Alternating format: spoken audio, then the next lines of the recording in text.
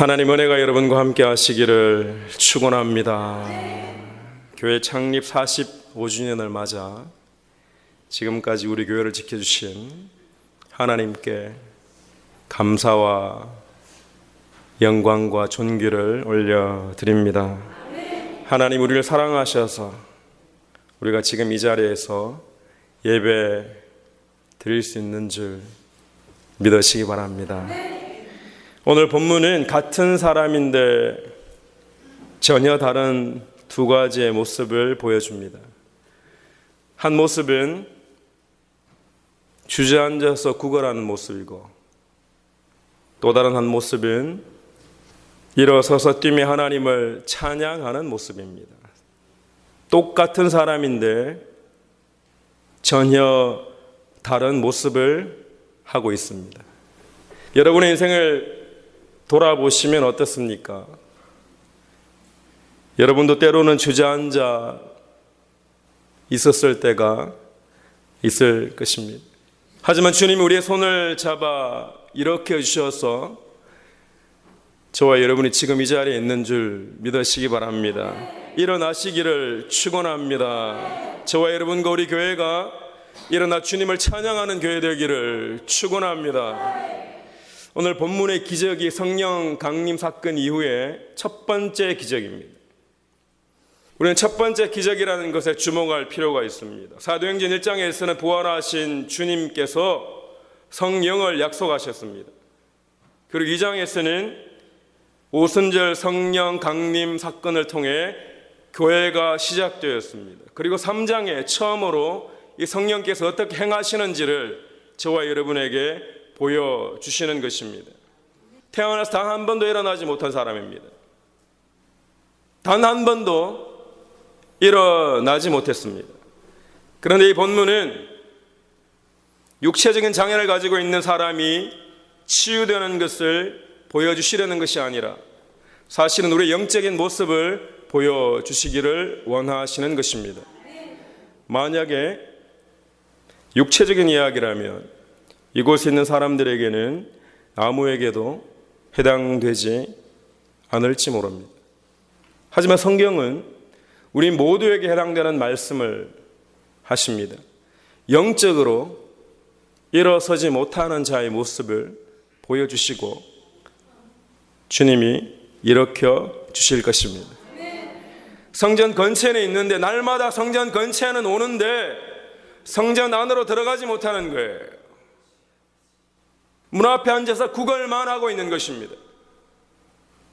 그리고 그 모습이 어쩌면 저와 여러분의 과거 모습 아니면 지금 현재 영적인 모습이 아닌가 성경은 보여주시는 거예요. 하지만 우리가 실망할 필요가 없는 것은 주님께서 저와 여러분을 내버려 두지 않으시고 우리들을 반드시 일으켜 주신다는 것입니다. 믿으시면 아멘 하시기 바랍니다. 주님이 저를 일으켜 주셨기에 제가 있고 주님이 여러분을 일으켜 주셨기에 지금 이 자리에 있는 것입니다. 그런데 우리가 일어서는 것만으로 그치는 것이 아니라 저와 여러분이 베드로와 요한처럼 그 누군가의 손을 잡고 일으켜 주기를 축원합니다. 우리가 일어난 것으로 끝나는 것이 아니라는 거예요. 여러분 주변에 주저앉아 있는 자들, 오늘 이 말씀을 통해 힘을 얻어서 일어나시기를 축원합니다. 매일같이 성전에는 나오는데 하나님을 바라보지는 않습니다. 일어서지 못하는 자의 관심은 하나님이 아니었어요. 지나가는 사람들에게만 관심이 있었습니다. 교회에는 와 있는데 하나님이 아니라 사람에게만 관심이 있었습니다. 누가 내게 무엇을 도와줄까에만 관심이 있는 거예요. 오늘 교회에 가면 누가 나에게 무엇을 도와줄까에만 관심이 있단 말이에요. 그 모습이 영적으로 일어서지 못한 자의 모습이라고 성경은 알려주시는 겁니다. 지금 여러분이 교회에 나오셨는데 하나님을 바라보는 것은 아무 관심이 없고 사람들만 보고 사람들의 이야기로만 가득 차 있다면 영적으로 일어서지 못한 자의 모습이라는 거예요. 나 자신의 영적인 상태가 어떠한지 성경은 보여주기를 원하시는 겁니다. 목사도 예외가 아니에요. 아무리 오래 믿어도 예외가 아닌 거예요. 저와 여러분의 영적인 상태가 보여지기를 축원합니다. 하지만 저는 실망하지 않습니다. 왜냐하면 주님이 그런 저와 여러분을 찾아오셔서 일으켜 주실 것입니다. 일어날지어다. 우리 모두는 주님의 도우심이 필요한 자라는 거예요. 나 혼자 잘 믿습니다. 그런 건 없습니다, 여러분. 날마다 주님이 나의 손을 잡고 이렇게 주시기에 우리는 오늘도 믿음 생활을 할 수 있는 거예요. 여러분, 너무 오랫동안 앉아만 있으면 당연한 것으로 받아들입니다. 너무 오랫동안 앉아 있었던 거예요. 너무 오랫동안 주저앉아 있었습니다.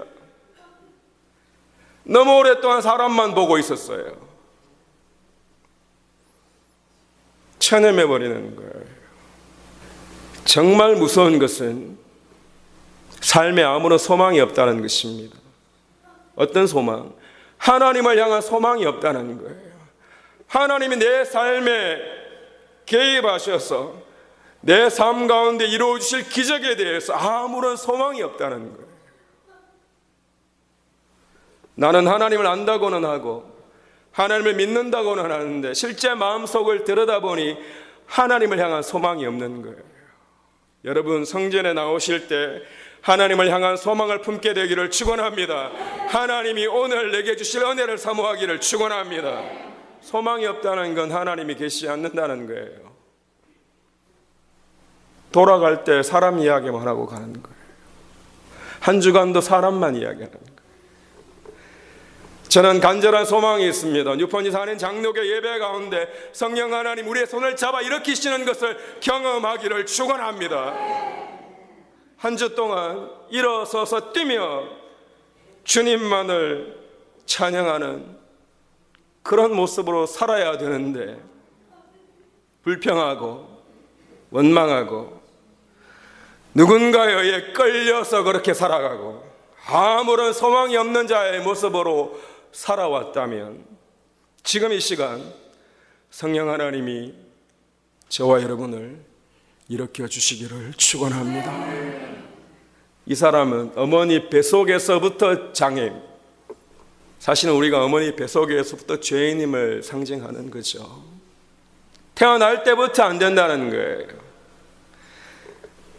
저와 여러분의 속에는 안 된다는 것들로 가득 차 있습니다. 부모가 나를 이 모양으로 낳아줘서 안 되고, 배운 게 없어서 안 되고, 가진 게 없어서 안 되고, 외모 때문에 안 되고, 또 누구 때문에 안 된다는 거예요. 주저앉아 있는 거죠.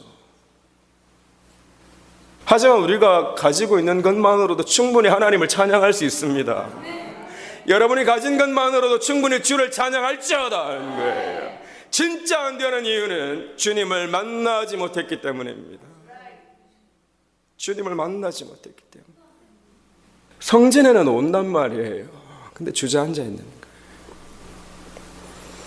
주님이 나를 이렇게 주시면 나는 오늘 기쁨으로 충만한 삶을 살아갈 것입니다.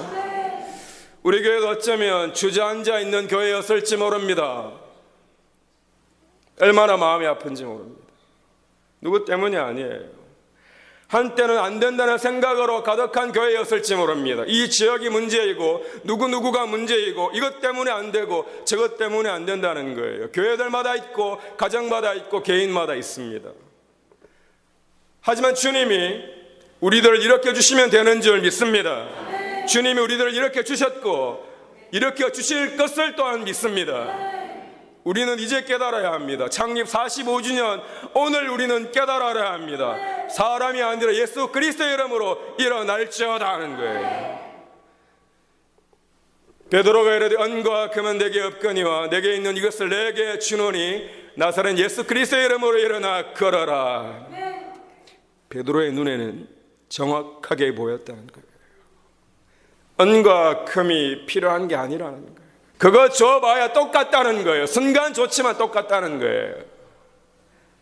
하지만 예수 그리스도의 이름을 주면 그 이름의 능력을 힘입으면 이 사람은 새로운 사람이 될 줄로 믿습니다. 저도 마찬가지예요. 여러분도 마찬가지예요. 여러분은 지금 무엇을 구하고 있으십니까? 아직 은과 금인가요? 아니면 예수 그리스도의 이름을 구하고 계신가요? 미국의 청교도도 마찬가지고 한국 교회도 마찬가지였습니다. 처음엔 예수 그리스도의 이름으로 소망을 두고 예수 그리스도의 이름에 만족하고 예수 그리스도의 이름으로만 찬양했습니다. 예수 그리스도만 계시면 되었단 말이에요. 그런데 변질되기 시작합니다. 은과 금을 자랑하기에 분주합니다. 얼마나 더 화려한지, 얼마나 더 많이 가졌는지, 얼마나 더 많이 배웠는지 교회들끼리 성도들끼리 자랑하기에 급급합니다. 포장하기 시작하는 거예요. 우리 주님은 어디 계십니까? 우리 주님은 어디 계신가요? 예수 그리스도의 이름의 능력은 어디에 있는가요? 여러분, 예수 그리스도의 이름에 능력이 있는 줄 믿으시기 바랍니다. 다른 어떠한 것을 구하는 자가 아니라 저와 여러분은 예수 그리스도의 이름을 구하기를 원합니다. 저도 대학원에서 기독교 교육을 전공했고 오랫동안 청소년 사역을 했습니다. 그리고 고등학교에서 실제로 근무하기도 했습니다. 다음 세대라는 말을 정말 많이 들었습니다. 다음 세대를 준비해야 된다는 거죠. 전적으로 동의합니다. 그런데 신앙은 유산입니다. 무너진 성벽을 수축하는 거예요. 지금 세대가 없는데 다음 세대가 있을 수가 없어요, 여러분. 지금 세대가 은과 금만을 구하고 있는데 다음 세대 갑자기 예수 그리스도의 이름을 부르기가 너무 어렵다는 거예요. 우리 믿음의 선조들이 불렀던 예수 그리스도의 이름을 저와 여러분이 부르기를 축원합니다. 우리 가정에서 부르는 거예요. 우리 부모님이 은과 금을 이야기하는지 예수 그리스도의 이름을 이야기하는지 우리 자녀들은 듣고 있습니다. 일제시대에 수없이 많은 핍박과 한국 전쟁의 고난 중에도 주님을 버리지 않고 예수 그리스도의 이름을 불렀기에 우리의 신앙이 유산이 되어 우리가 있는 거예요. 저와 여러분이 예수 그리스도의 이름을 구하기를 축원합니다. 유폰이 사는 장로교회는 예수 그리스도의 이름을 부를지어다. 예수 그리스도의 이름을 구하지 않으면 교회는 사라집니다. 교회가 아니에요. 우리 교회가 45주년 창립 감사 예배를 드릴 수 있는 것도 누군가가 예수 그리스도의 이름을 밤낮으로 불렀기 때문에.